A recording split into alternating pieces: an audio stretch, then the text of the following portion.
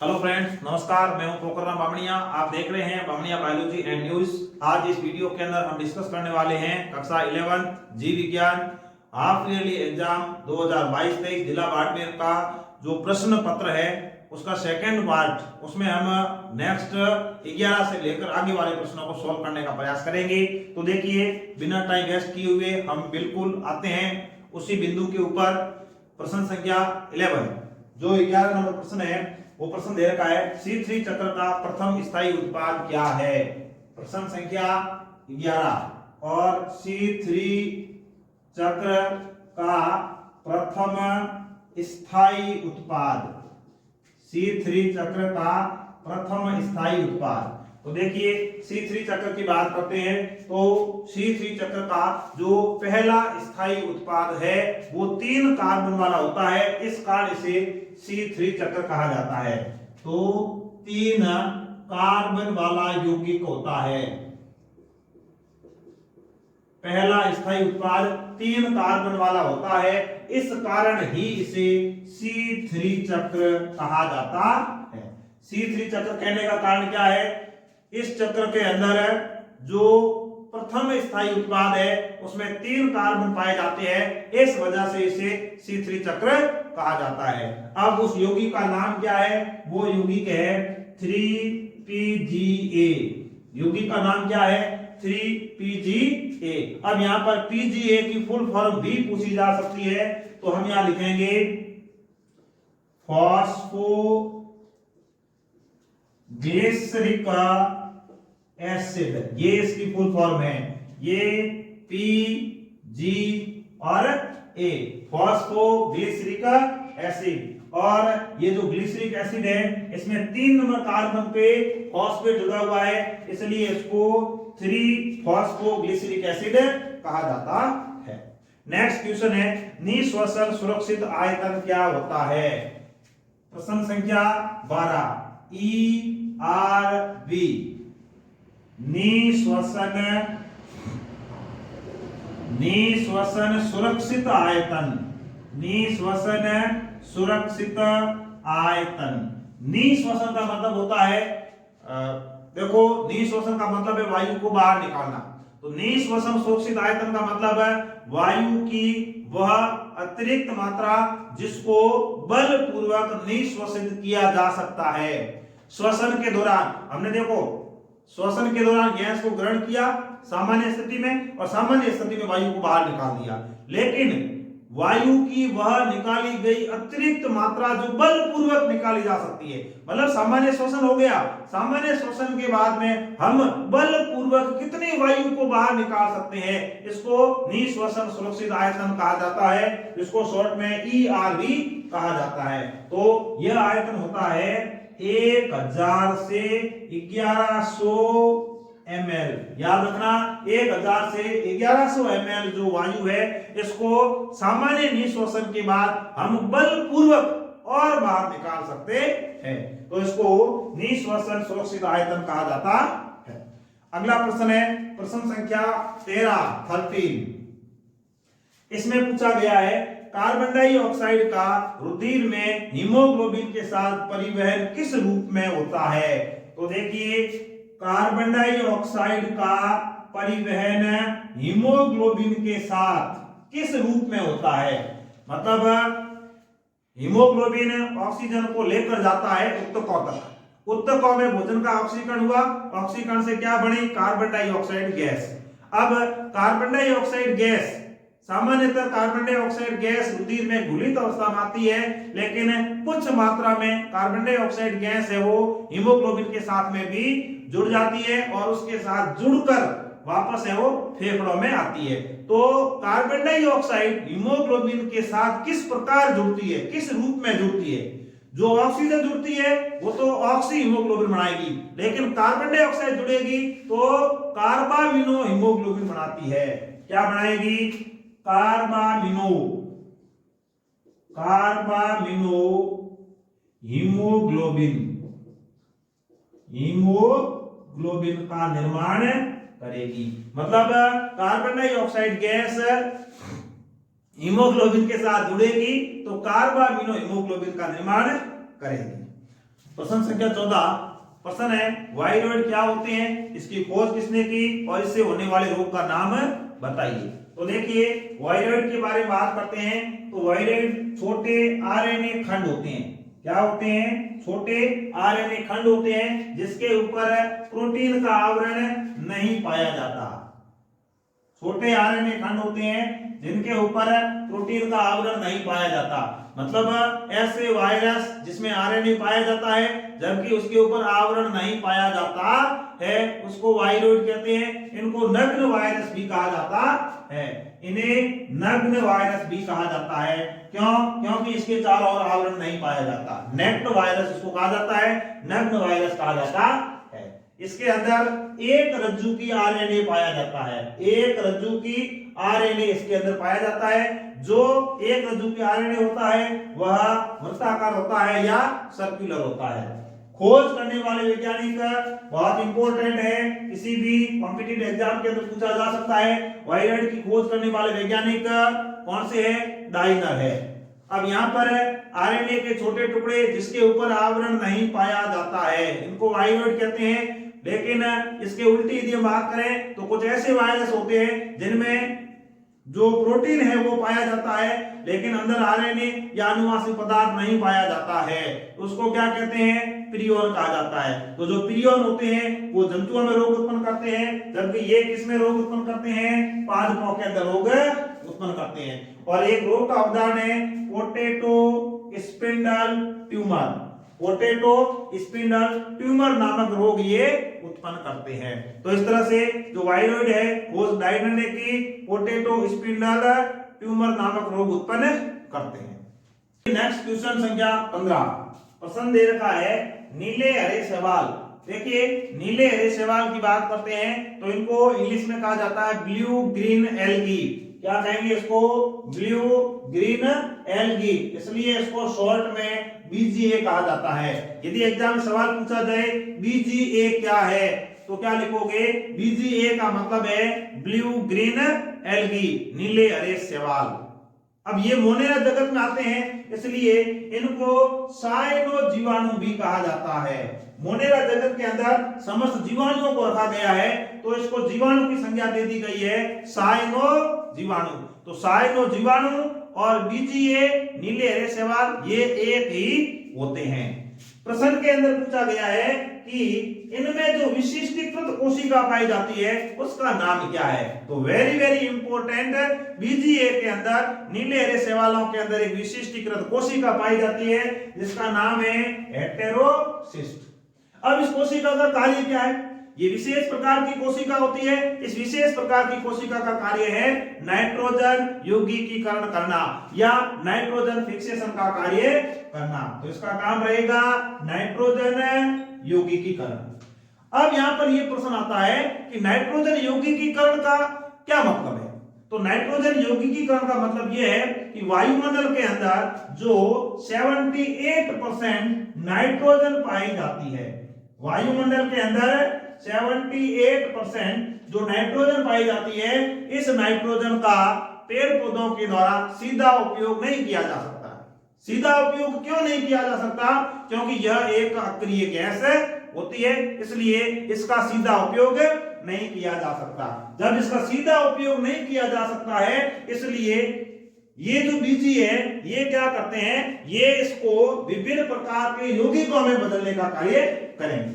जब ये विभिन्न प्रकार के नाइट्रोजन के यौगिक जैसे NO2, NO3, N2O, HNO2, HNO3 मतलब अलग अलग यौगिकों में ये बदल देंगे तो उसके बाद ये जो पेड़ पौधे हैं इस नाइट्रोजन का उपयोग कर सकते हैं।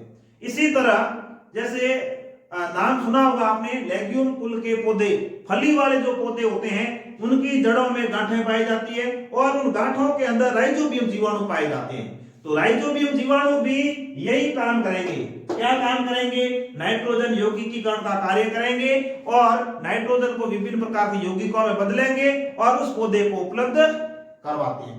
ऐसा जो संबंध होता है इसको सहजीवी संबंध कहा जाता है। मतलब राइजोबियम जीवाणु और फली वाला पौधा ये दोनों साथ साथ रहेंगे, मतलब एक दूसरे का क्या करेंगे? सहयोग करेंगे। जीवाणु उस पौधे को नाइट्रोजन उपलब्ध करवाएगा और वह पौधा इसको रहने के लिए जगह उपलब्ध करवाएगा। वो आराम से उस गांठ के अंदर मस्ती से रहेगा, उसको किसी की टेंशन नहीं है। एक ही काम करना है, नाइट्रोजन को यौगिकों में बदल बदल के उस पौधे को उपलब्ध करवाना है और उसको बन बनाया घर वहां मिल जाता है। किसी भी प्रकार की कोई दिक्कत नहीं होती है, कोई टेंशन नहीं होती है। पानी की आपूर्ति भी पौधा करेगा, भोजन की आपूर्ति भी पौधा करेगा, रहने के लिए जगह भी पौधा उपलब्ध करवाएगा। उसके लिए उसको जो भी पदार्थ चाहिए पौधे के द्वारा उपलब्ध करवाए जाएंगे, बशर्ते वह उसको नाइट्रोजन का यौगिकीकरण करके दे या नाइट्रोजन के विभिन्न प्रकार के यौगिक है वो बढ़ाकर उसको दे। यह रहेगा उसका काम। तो वैसा का वैसा काम है वो इसका भी होता है। जब धान की फसल है, धान की जो फसल ली जाती है उस समय यदि साइनो जीवाणु या नीले हरे शैवालों को वहां डाल दिया जाए उस फसल के दौरान, तो धान की जो फसल है उसका उत्पादन 20 से 25 या 25 से 30% तक बढ़ सकता है या बढ़ जाता है। क्यों? क्योंकि ये क्या करेंगे, नाइट्रोजन का यौगिकीकरण करेंगे, जिससे ये अच्छी ग्रोथ करेंगे। अच्छी ग्रोथ करेंगे तो इनमें उत्पादन अधिक होता है। तो इस तरह से साइनो जीवाणु या नीले हरे शैवाल के अंदर जो हेटेरोसिस्ट एक विशिष्ट प्रकार की कोशिका पाई जाती है वो नाइट्रोजन यौगिकीकरण करने का कार्य करती है। प्रश्न संख्या 16 में पूछा गया है केंचुए में पाए जाने वाले सूक का क्या कार्य है, सूक का मतलब सीटी का क्या कार्य है, यह किन देह खंडों में नहीं पाए जाते हैं। प्रश्न संख्या 16 प्रश्न है केंचुए से संबंधित। केंचुए के अंदर जो सूक पाए जाते हैं जिसको हम सीटी कहते हैं, इसका क्या कार्य है। तो देखिए इसका कार्य है केंचुआ जब गति करेगा, जब गमन करेगा उसमें सहायता करना। तो कार्य है गमन में सहायता करना, सहायता, हेल्प इन लोकोमोशन, मतलब आवागमन में, गमन में, आने जाने में ये हेल्प करते हैं। और ये किन देह खंडों में नहीं पाए जाते, देह खंड, देह खंड जिनमें सूक नहीं पाए जाते हैं, नहीं पाए जाते हैं ऐसे खंड है, एक तो प्रथम, दूसरा है अंतिम, प्रथम, अंतिम और पर्यानिका खंड। और कौन से हैं, पर्यानिका खंड। पर्यानिका खंड कितने होते हैं, 3 होते हैं, 14वां खंड, 15वां खंड और 16वां खंड। तो इस तरह से हम ये कह सकते हैं कि पहला, 14वां, 15वां, 16वां और लास्ट इन खंडों के अंदर सूक या सीटी नहीं पाए जाते हैं। नेक्स्ट क्वेश्चन है तिल चट्टे में उत्सर्जन।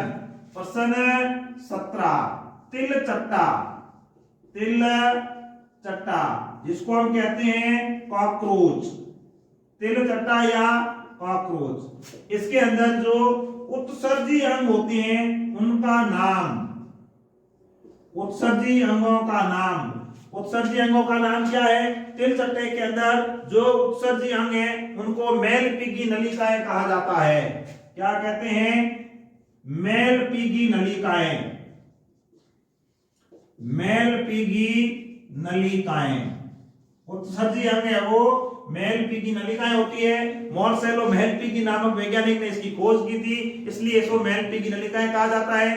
पीले रंग की नलिकाएं होती है। उत्सर्जन का कार्य इनके द्वारा किया जाता है। उत्सर्जन की दृष्टि से तिल चट्टा किस प्रकार का प्राणी है। तो देखिए उत्सर्जी पदार्थ के आधार पर, उत्सर्जी पदार्थ के आधार पर यदि हम बात करते हैं तो तिल चट्टा यूरिक अम्ल का उत्सर्जन करता है। किसका उत्सर्जन करता है, यूरिक अम्ल का उत्सर्जन करता है। जो जीव यूरिक अम्ल का उत्सर्जन करते हैं उनको यूरिक अम्ल का उत्सर्जन करता है, इसलिए इनको यूरिक अम्ल उत्सर्जी कहा जाता है। यूरिक अम्ल उत्सर्जी कहा जाता है। अंग्रेजी की बात करें तो यूरिक अम्ल उत्सर्जी को यूरिकोटेलिक कहा जाता है। यूरिकोटेलिक मतलब ये क्या करेगा, यूरिक अम्ल का उत्सर्जन करेगा। या मैं आपको और भी बता देता हूं कि यदि मानव है तो वो किसका उत्सर्जन करेगा, वो यूरिया का उत्सर्जन करेगा, इसलिए इसको यूरिया उत्सर्जी कहा जाता है, अंग्रेजी में यूरियोटेलिक। मछली है, पानी में पाई जाती है, मछली किसका उत्सर्जन करती है, अमोनिया का उत्सर्जन करती है, इसलिए इसको अमोनिया उत्सर्जी कहा जाता है या अमोनोटेलिक कहा जाता है। इस तरह से जीव विभिन्न प्रकार के उत्सर्जी पदार्थों के आधार पर 3 प्रकार के होते हैं, अमोनिया का उत्सर्जन करने वाले, यूरिक अम्ल का उत्सर्जन करने वाले और यूरिया का उत्सर्जन करने वाले। इंग्लिश में बात करें तो अमोनोटेलिक, यूरिकोटेलिक, यूरियोटेलिक। अमोनिया उत्सर्जी, यूरिक अम्ल उत्सर्जी और यूरिया उत्सर्जी। जीव 3 प्रकार के होते हैं उत्सर्जी पदार्थ के आधार पर। प्रश्न संख्या 18, जल संवर्धन किसे कहते हैं, एक उपयोग बताइए। प्रश्न संख्या 18, जल संवर्धन अंग्रेजी में कहा जाता है हाइड्रोपोनिक्स। जल संवर्धन या हाइड्रोपोनिक्स। देखिए, जल संवर्धन का मतलब होता है पादपों को पोषक घोल का जो विलयन है उसके अंदर उगाया जाना। पादपों को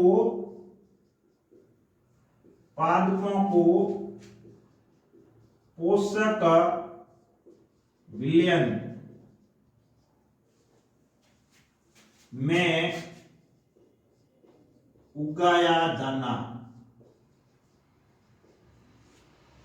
पोषक विलयन में उगाया जाना मतलब मिट्टी नहीं होगी, मृदा की अनुपस्थिति में, यहां लिख दिया मृदा की अनुपस्थिति में। मृदा की अनुपस्थिति में पादपों को पोषक विलयन के घोल में उगाया जाना जल संवर्धन कहलाता है। जल संवर्धन कहलाता है। सामान्य सी परिभाषा है कि प्रयोगशाला के अंदर पादपों को मृदा रहित जगह या मृदा की अनुपस्थिति में पोषक घोल, पोषक विलयन है उसके अंदर उसको उगाया जाना और वो भी वयस्क अवस्था तक, इसको हाइड्रोपोनिक्स या जल संवर्धन कहा जाता है। और इस प्रश्न में दे रखा है इसका एक उपयोग लिखिए। उपयोग, तो इसका उपयोग क्या है, प्रयोगशाला के अंदर कृत्रिम रूप से हमारी देखरेख में यदि इस तरह से पौधों को उगाया जाएगा तो उसमें कौन कौन से खनिज तत्वों की अनिवार्यता है इसका मापन किया जा सकता है। खनिज तत्वों की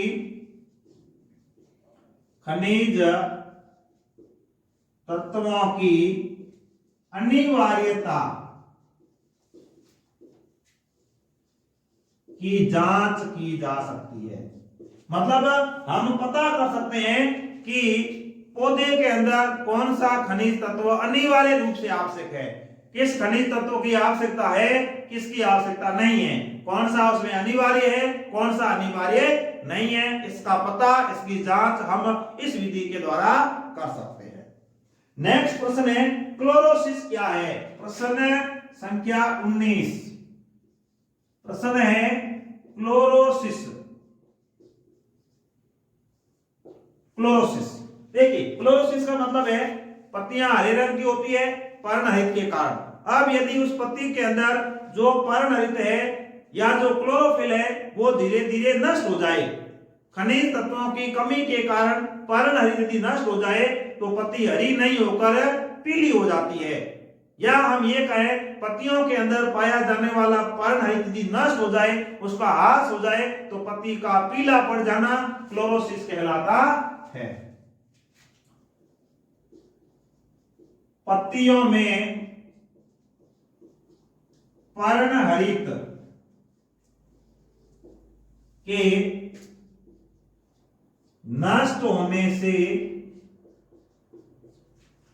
पत्तियों में पर्णहरित के नष्ट होने से इनका पीला पड़ जाना, इनका पीला पड़ जाना क्लोरोसिस कहा जाता है। क्लोरोसिस कहते हैं। मतलब जो क्लोरोफिल है वो विकृत हो जाता है। इसको हम ऐसे कह सकते हैं, क्लोरोफिल विकृत हो जाता है। जब क्लोरोफिल विकृत हो जाएगा तो पत्तियां पीली पड़ जाएगी, पत्तियां हैं वो पीली पड़ जाएगी, यानी येलो हो जाएगी, और पीली पत्ती है वो पत्तियां हट जाएगी, पत्तियां अलग हो जाएगी। इसको पत्तियों का क्या कहेंगे, विलगन कहा जाता है। अब नेक्स्ट में, यह किस तत्व की कमी के कारण होता है, किसी एक तत्व का नाम लिखना है। तो यदि एक तत्व का नाम लिखना है तो यह काम बहुत ही आसान है, और यदि अन्य तत्वों के नाम लिखने हैं तो आपको थोड़ा समझना पड़ेगा। तो देखो इसमें किस तत्व की कमी के कारण होता है, तो तत्व की बात करते हैं। सबसे पहले ध्यान रखना है कि पर्णहरित के अंदर कौन सा तत्व पाया जाता है, पहले तो उसके बाद लिखते हैं। तो इसमें पाया जाता है मैग्नीशियम, इसके अलावा इसमें पाया जाता है आयरन, और कौन सा तत्व, molybdenum. Magnesium, iron, molybdenum, nitrogen, potassium, ये इसमें मुख्य मुख्य तत्व है। ये यदि तत्व कम हो जाएंगे तो पत्तियां पीली पड़ जाएगी, पर्णहरित नष्ट हो जाएगा। इसके अलावा सल्फर, मैंगनीज और जिंक, ये सभी जो तत्व है, इन तत्वों की कमी होने पर पत्तियां पीली पड़ जाएगी। नेक्स्ट क्वेश्चन है प्रश्न संख्या 20। आज के इस वीडियो का अंतिम सवाल 20 में, हृदय का पेस मेकर किसे और क्यों कहा जाता है। तो देखिए, हृदय का पेस मेकर, हृदय का पेस मेकर किसे कहा जाता है, SAN को कहा जाता है। याद रखना, SAN साइनो ऑरिक्यूलर नोड इसको कहा जाता है, सिरा आलिंद पर्व कहा जाता है, SAN। तो पेस मेकर किसे कहेंगे, SAN को कहते हैं। अब क्यों कहते हैं, क्योंकि यहां से हृदय की जो पंपिंग है वो शुरू होती है। हम कह सकते हैं हृदय की धड़कन यहां से शुरू होती है, इस कारण इसे हृदय का पेस मेकर कहा जाता है। धड़कन, धड़कन यहां से स्टार्ट होती है, इस कारण SAN को हृदय का पेस मेकर कहा जाता है। पेस मेकर को हिंदी में कहते हैं गति प्रेरक। गति प्रेरक मतलब यहां से हृदय की गति स्टार्ट होती है या गति को प्रेरणा मिलती है, इसलिए इसको गति प्रेरक कहा जाता है। यहां लिख लेते हैं गति प्रेरक। प्रश्न पूछा जाए हृदय का गति प्रेरक किसे कहा जाता है, SAN को कहा जाता है। SAN की फुल फॉर्म होती है साइनो ऑरिक्यूलर नोड, सिरा आलिंद पर्व। अब ये कहां पाया जाता है, प्रश्न ये भी आ सकता है। तो ये हृदय के कौन से भाग में पाया जाता है, आलिंद भाग में पाया जाता है। अब आलिंद भी दो होते हैं, बायां और दायां। तो कौन से आलिंद में, दाएं आलिंद में पाया जाता है। तो इस तरह से SAN दाएं आलिंद में पाया जाता है। यहीं से हृदय की धड़कन शुरू होती है, यहीं से हृदय की गति शुरू होती है, इसलिए इसे पेस मेकर या गति प्रेरक कहा जाता है। तो इस प्रकार आज के इस वीडियो के अंदर हमने कक्षा 11 जीव विज्ञान जिला बाड़मेर अर्धवार्षिक परीक्षा के जो पेपर है उस पेपर को सॉल्व करने का प्रयास किया। इसमें हमने प्रश्न संख्या 11 से लेकर प्रश्न संख्या 20 तक हमने सीखे समझे। और देखिए, हम यहाँ पर जो भी प्रश्न सॉल्व कर रहे हैं, हम उन प्रश्नों को विस्तार से समझने का प्रयास करते हैं। क्यों? क्योंकि ये प्रश्न, यदि यही प्रश्न वार्षिक में आ जाए, यही प्रश्न किसी कॉम्पिटिटिव एग्जाम के अंदर आ जाए, या फिर इनके इर्द गिर्द जो प्रश्न आए इसके इर्द गिर्द भी कोई प्रश्न यदि किसी कॉम्पिटिटिव एग्जाम के अंदर आता है, तो आप इसको सॉल्व कर सको। मतलब हमने हर एंगल से इन प्रश्नों को समझने का प्रयास किया है। कोई भी प्रश्न हमने बिल्कुल शॉर्ट में बात नहीं की है। मतलब जो पेपर में पूछा गया है हमने वहां तक इसका सीमित उत्तर नहीं दिया है, हमने इसको कंप्लीट विस्तार से समझने का प्रयास किया है। जैसे अभी यहाँ पर प्रश्न ये था, पेसमेकर किसे कहते हैं, तो एसएन को कहते हैं। यहाँ पर किसे कहते हैं, क्यों कहते हैं, पूरा नाम क्या है, ये कहां पाया जाता है, इन सब पहलुओं के ऊपर हमने डिस्कस किया है। तो इस तरह से आज के इस वीडियो में इतना ही, और मिलते हैं इसी पेपर का जो नेक्स्ट और तीसरा जो पार्ट है उसके अंदर हम इस पेपर को कंप्लीट हल करने का प्रयास करेंगे। तो आप तब तक जो पेपर सोल्व किया गया है आप इसको याद कर लें, कंठस्थ कर लें, पढ़ लें, और यदि आप अपनी कॉपी में नोट करना चाहें तो नोट भी करते रहें, क्योंकि विज्ञान के स्टूडेंट हैं, साइंस के स्टूडेंट हैं, जब भी पढ़ने के लिए बैठते हैं तो अपनी पेन, डायरी, कॉपी साथ लेकर बैठते होंगे। और मैंने आपको पहले भी बताया है कि जब भी आप किसी भी वक्त स्टडी के लिए बैठते हैं तो अपने पास पेन, कॉपी, डायरी पास में होनी चाहिए, ताकि उसमें से जो बिंदु आपको इंपॉर्टेंट लगे, जो आपको अच्छा लगे, उसको आप नोट कर सकें। कम मैटर पढ़ते हैं तो भी कोई दिक्कत नहीं है, आप कोई पूरा वीडियो देखते हैं और नोट करते हैं तो और भी अच्छी बात होती है। ये साइंस के विद्यार्थियों का विशेष लक्ष्य होना चाहिए। क्यों? क्योंकि नॉलेज कहीं से भी ग्रहण किया जा सकता है। नॉलेज हमारे से जो छोटे हैं उनसे लिया जा सकता है, ऐसे व्यक्ति जिनके पास कम अनुभव है उनसे भी नॉलेज लिया जा सकता है, ज्यादा अनुभवी है उनसे भी नॉलेज लिया जा सकता है, बड़े बुजुर्ग हैं उनसे भी नॉलेज लिया जा सकता है। तो सीखने की कोई उम्र नहीं होती है, हम कभी भी किसी वक्त कहीं से भी नॉलेज ग्रहण कर सकते हैं। वर्तमान में तो हमारे पास YouTube एक ऐसा माध्यम है, एक ऐसा मीडिया है जिसके माध्यम से हम हर प्रकार का नॉलेज प्राप्त कर सकते हैं। अच्छे से अच्छे वीडियोज हम वहां से देख सकते हैं। मान लो आप जिस स्कूल के विद्यार्थी हैं वहां पर किसी लेक्चरर की मान लो पोस्ट खाली भी है तो भी आप अपना अध्ययन सुचारू रूप से इस चैनल के माध्यम से भी रख सकते हैं। मतलब वैसे तो विषय वाइज होगा, यदि आप जीव विज्ञान विषय के विद्यार्थी हैं और अपना जो स्टडी है वो रेगुलर रखना चाहते हैं तो आप इस चैनल के माध्यम से भी रख सकते हैं। तो इस प्रकार आज के इस वीडियो में बस इतना ही। मिलते हैं नेक्स्ट वीडियो के साथ, नेक्स्ट वीडियो के अंदर नए पार्ट के साथ, इस पेपर का जो बचा हुआ जो मैटर है उसके साथ। तब तक के लिए धन्यवाद। जय हिंद, जय भारत।